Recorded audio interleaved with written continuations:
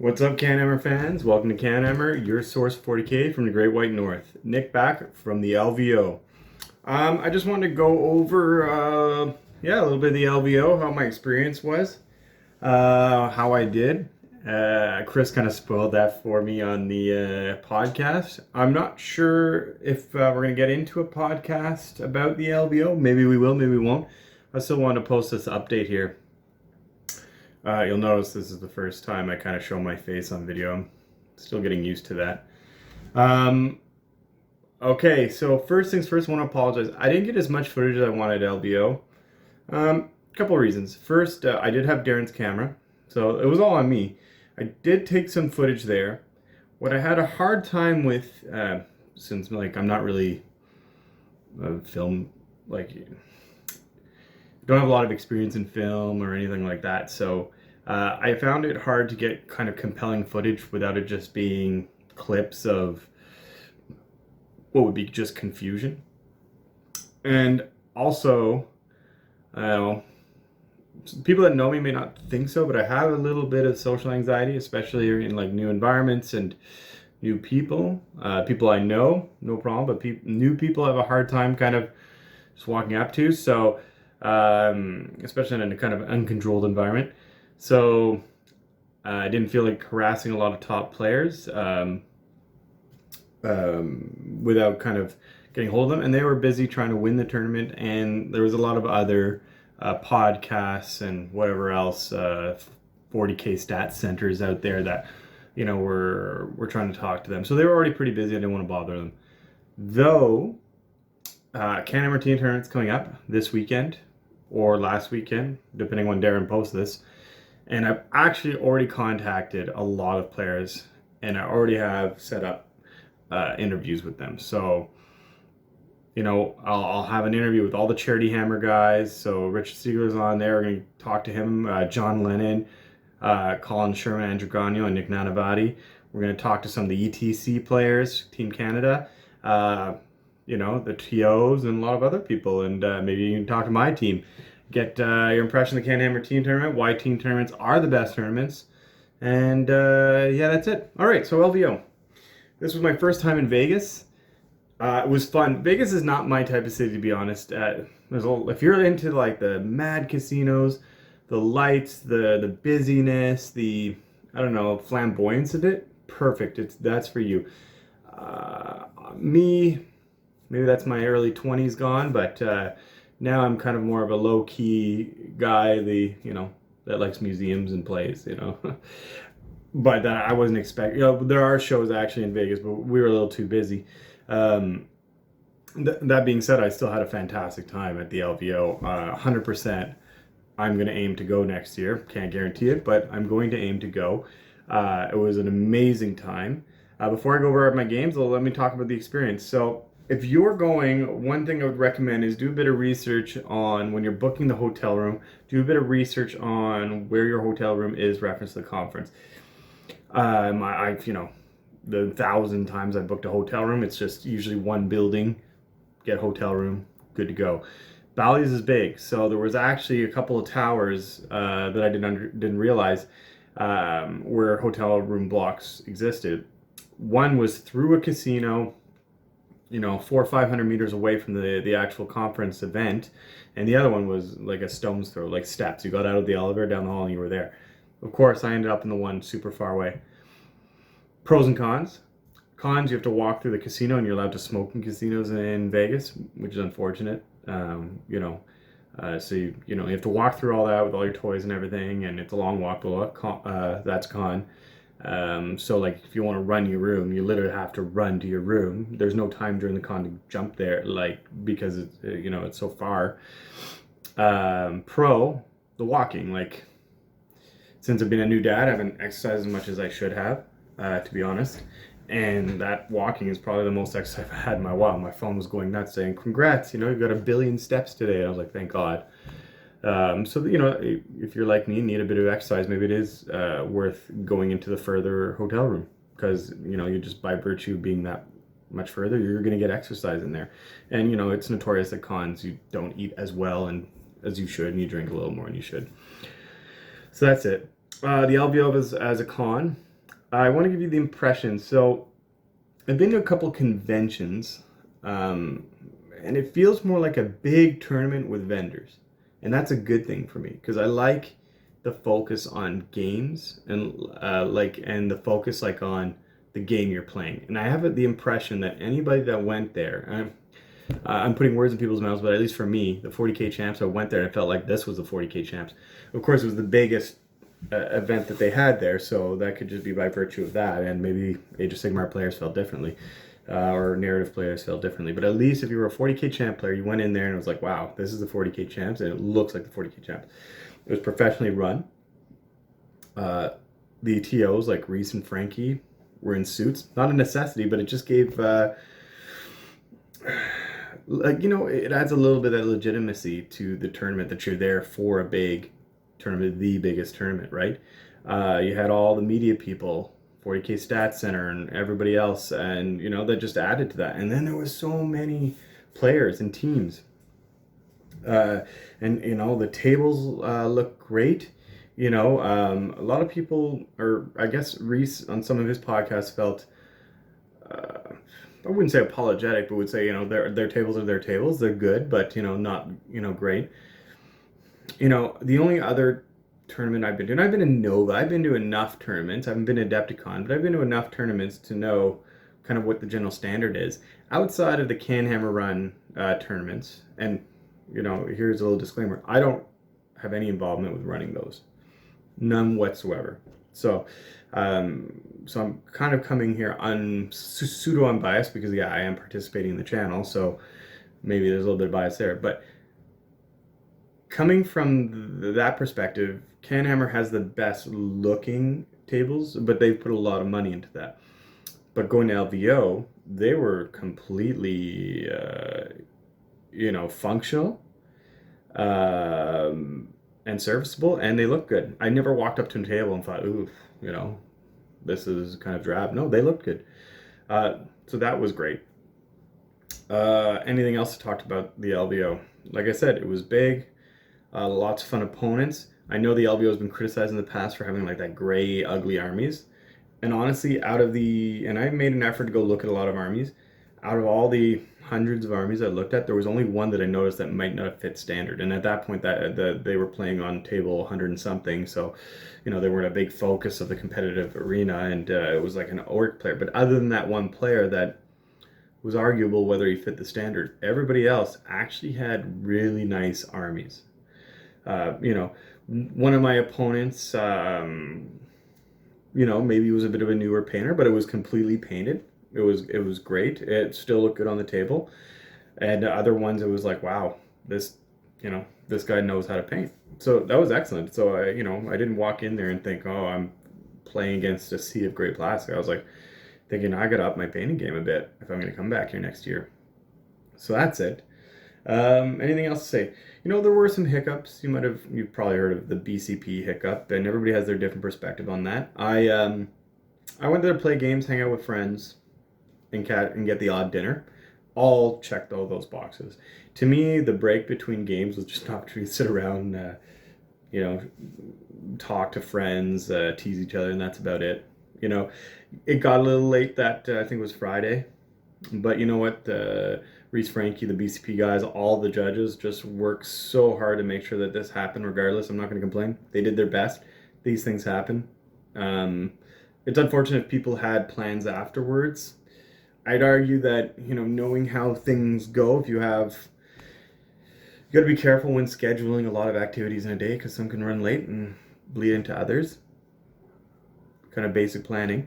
But anyways, I'm not going to argue there. It's not, I'm not going to stand on a pedestal there. It was like all I had to do, and then just still went out to dinner because Vegas is always open.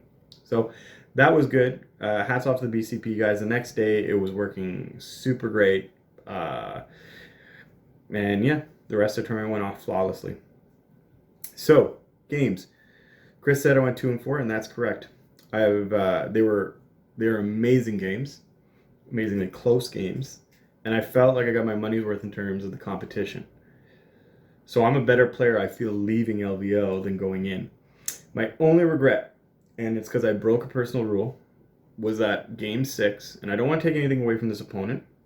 He deserved to win that game, 100%. I was a game 6. I did kind of mail it in. After game 5, went out. We finished like an hour, maybe even an hour and a half early, because me and my opponent game 5 were super efficient, and we went out drinking. And so I got back, and I'm a lightweight. I don't drink. So when I got back, I was half in the bag, and played it fast and loose, and then called it. I think it was turn 2 or 3. I was like, man, you know what? you took this. Good job. I'm gonna go catch some friends, get some dinner, because I was like, I had dinner plans with friends. I was like, let's get out of here. So that's my only regret. I wish I'd actually played that game out properly, but we'll talk about it a bit more. So game 1, I walk up to the table, and I meet my opponent. He's got a Tau army. It's a little different. It's got Ghost Keels, a lot of XV8s.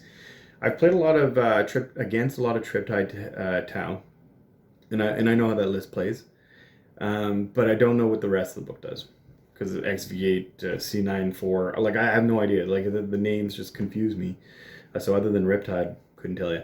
So anyways, he so I didn't know what it was at first, and then he introduced himself as Paul McKelvey. I was like, okay, why does that ring a bell? And I literally just asked him, like, what, do you have a podcast? And he's the owner of BCP. I was like, oh, well, that's awesome. So he's a super nice guy. Turns out he won the ITC a couple of years ago.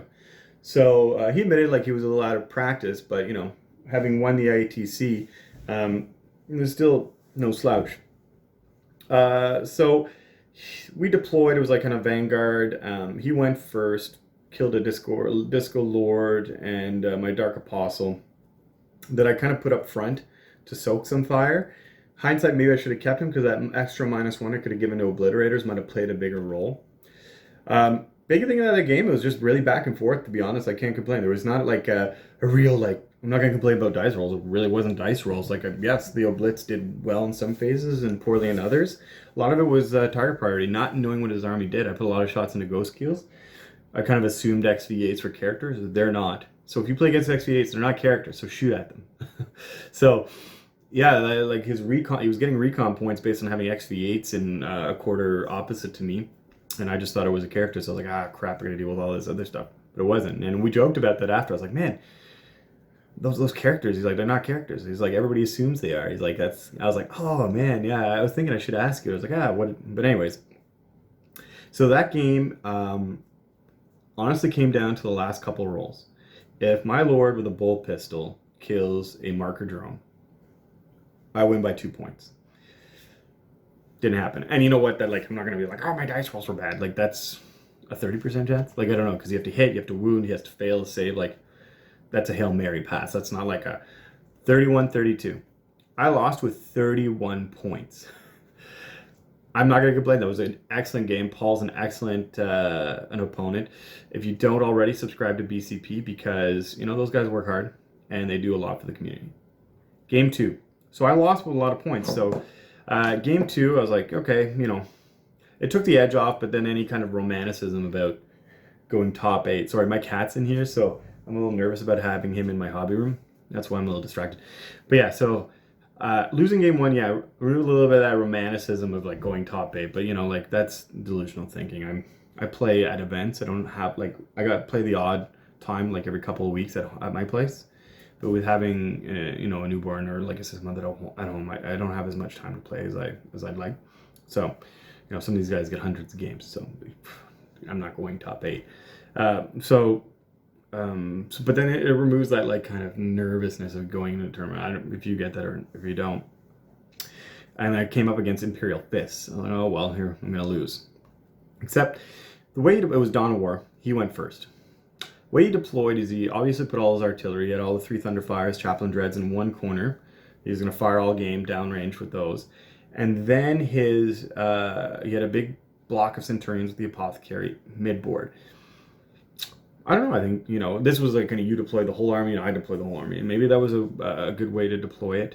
You want your Centurions to have, good view of the whole field, and then your, artillery tucked in the corner. And then he had a bunch of intercessors sprinkled around, all stalkers. So I was like, okay. Luckily, there was kind of like hills in the deployment zones, and there was this big line of sight block in the middle. So And then there was also kind of a little ruin in my deployment zone. So I put some cultists and my oblits and the characters in the center field facing his Centurions, but they couldn't see them. Everything else went to the left side facing his artillery in the corner. All the discos, the knight, and the Helldrake. He went turn 1. The thing about Imperial Fists is they don't have natively all those rerolls Iron Hands do. So when the wounds go through, they hurt. But they have a little harder time getting them through. Especially like stuff on Chaplain Dreads. So, you know, fluffed a bit of his rules, made kind of some of my demon saves can happen. But, you know, I'm also like rotating ion shields on the knight, and he can't wound him on better in a 4+. Like, it's going to get hard to wound him. You know, when you do and wounds go through, there's going to be a lot of them, but it's going to be hard to get them through. So we didn't really, maybe some cultists and some space marines to, you know, chew away at my objective in the corner. But then my turn, I bum rushed with my Helldrakes into his back line and Warp Time and Discord Lord into his back line.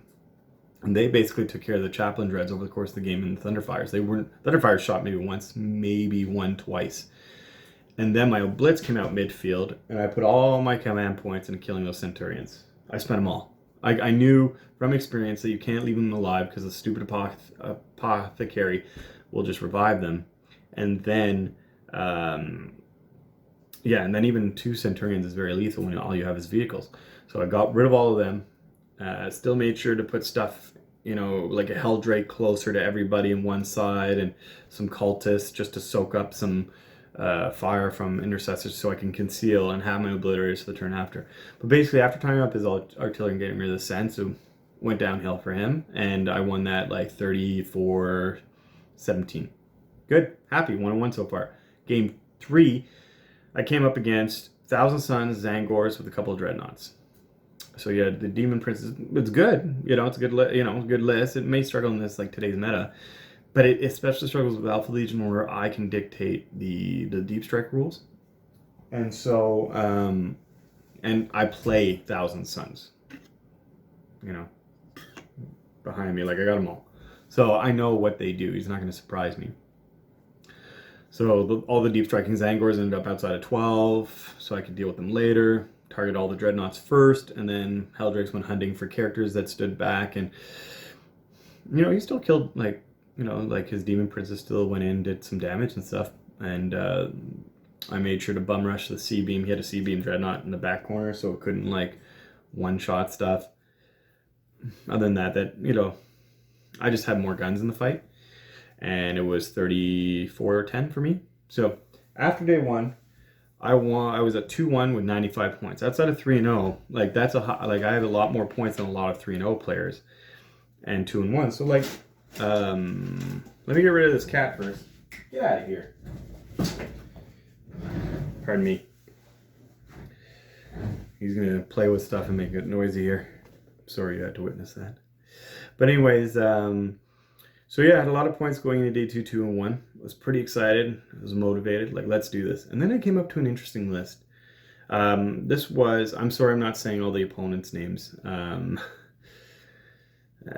could look it up. You know, there was Dan, there was Rob. And I'm sorry if I forgot your name. Boxing killed my memory. So yeah, he had 3 Slaanesh Greater Demon Princes, the Greater Demons. The one guy with the Shalaxia Hexbane, Magnus Morty, some Demonettes, and the Seekers. This we knew. We basically said turn, like at the beginning, whoever goes first would probably win this. I went first. And there was 2 things. My strategy going into it, I think, was sound, but the execution wasn't. So I was done a war. I deployed kind of midfield to have visibility. There were still line of sight blockers, but this way I could still have the visibility of everywhere. And then he deployed he split his army, like Magnus, Shalaxian, another Greater Demon here, a Greater Demon, that was Morty and the 2, and then Magnus with the other Greater Demon on the other side, and nothing in the middle. So I put my Oblitz midfield, moved up stuff, and my idea was to take my Helldrakes and kind of block in the Slaanesh Greater Demons in there, because they had a hill that they would have had to walk around in there, at least for a turn, with the 2 Helldrakes. And then I could snipe off with the Oblitz. I spent all the CP to do it. And you know what? I think it's lack of experience. So, you know, I put more stock in a Shalaxi than I should have. You know, very killy, like whatever they touch will kill. But if my intent was to block them from moving, it wasn't something I really need to deal with right away. So I shot at them early instead of putting all my fire into Magnus. And I've never played against Magnus. You know, Thousand Suns player, but I've never played against him. So it's hard to really get a feel sometimes of how impressive some models can be. And the thing with Magnus is after turn 1 with the minus, if it gets the -1 hit and +1 invuln, it's really hard to remove. And Magnus with Warp Time can go anywhere. He's very killy, got a lot of smite, and he can spend CP to do extra casting. So that was a mistake. I really should have focused fire. Like I put some shots and I got greedy. I put my Knight into Magnus and the Oblitz into, you know, in my dream world, I was gonna get rid of Magnus, 2 greater demons, and then, you know, Bob's your uncle. But I killed 1 greater demon, put the other one on 1 wound. Like he was, you know, the Oblitz didn't do as well as, you know, they normally do, which is fine. You know, you expect that.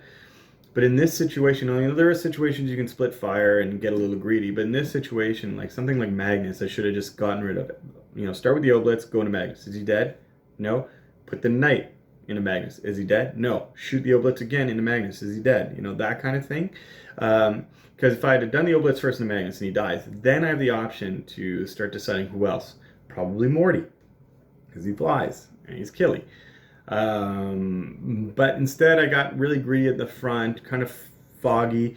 You know, keep in mind, like round one, I'm making excuses, but round Friday went super late, and then we went out to dinner. So we got in at like 1:32 in the morning, and then I had to be up early. I got up at 5 because I had, well, just normally what time I really get up at, and then I was back down the hall for 6:37 to clear up a scoring issue because I thought there'd be a huge line. There wasn't.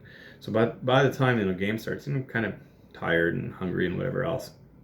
It doesn't excuse it, but, you know, some context.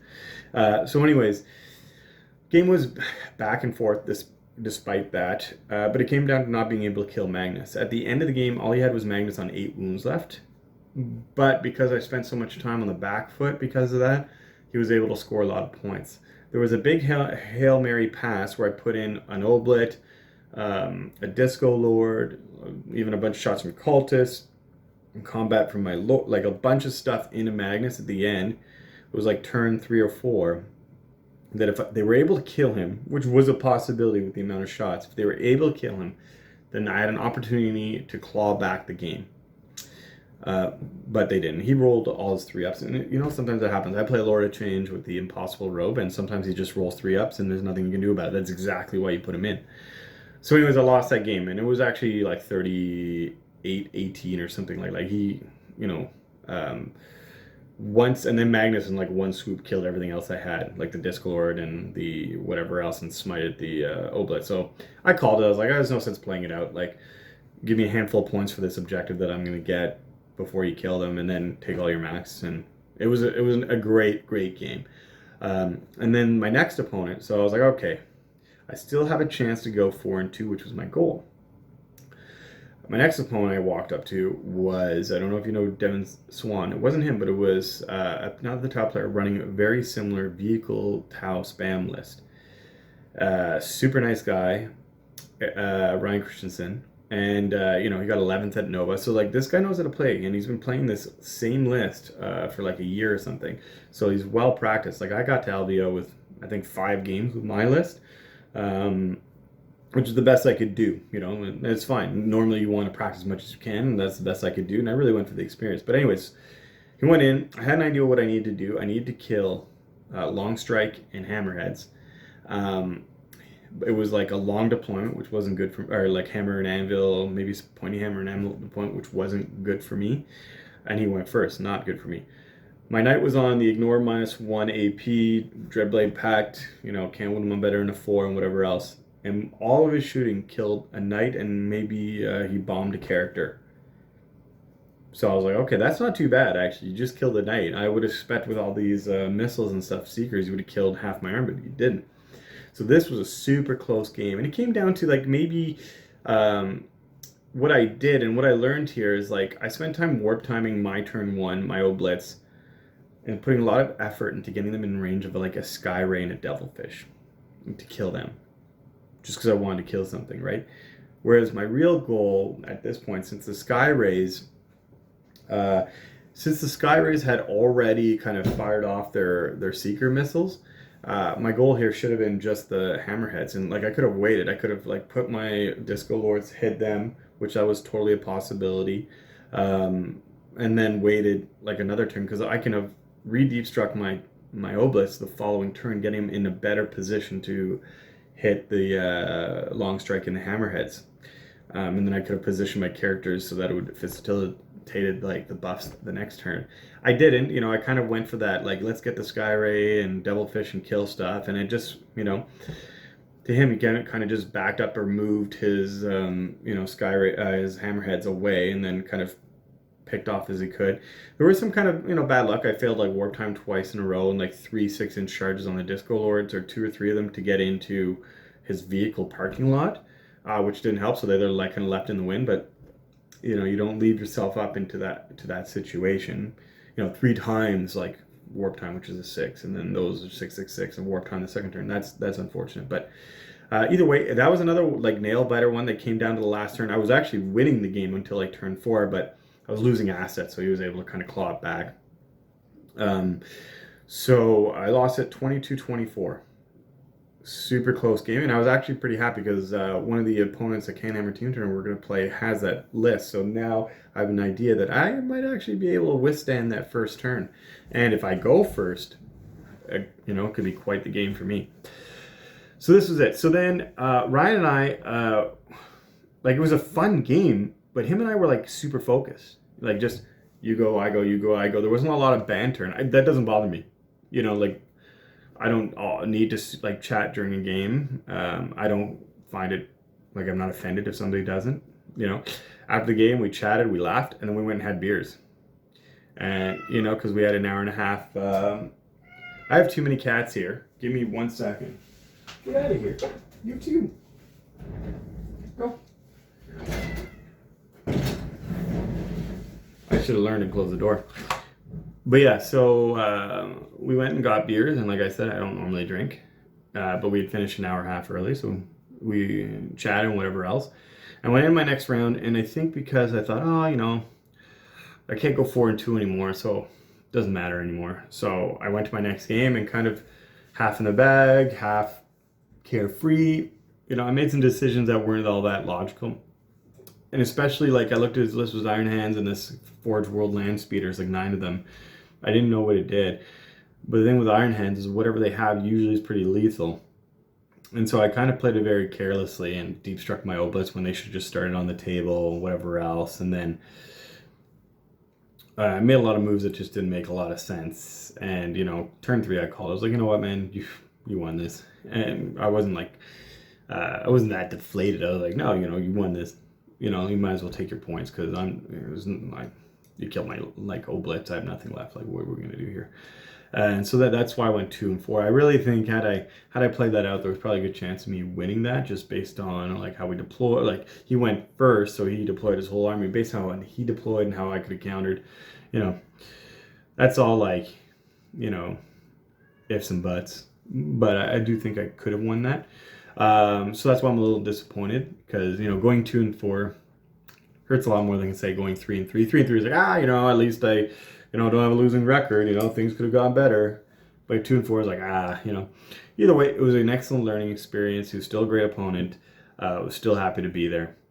So that's it. That was the experience games-wise. What would I change with my list? Well, right now my list is going to be playing it for CanHammer Team Tournament. The exact same thing. The only extra modification is I'm going to move a Disco Lord into the Alpha Legion detachment to have one on -3.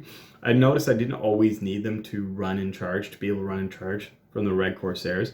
Having one that I could put at like a -3 to hit to be a better screen for the Oblitz and to just soak up a lot of shots, or to get in there because people can't hit him.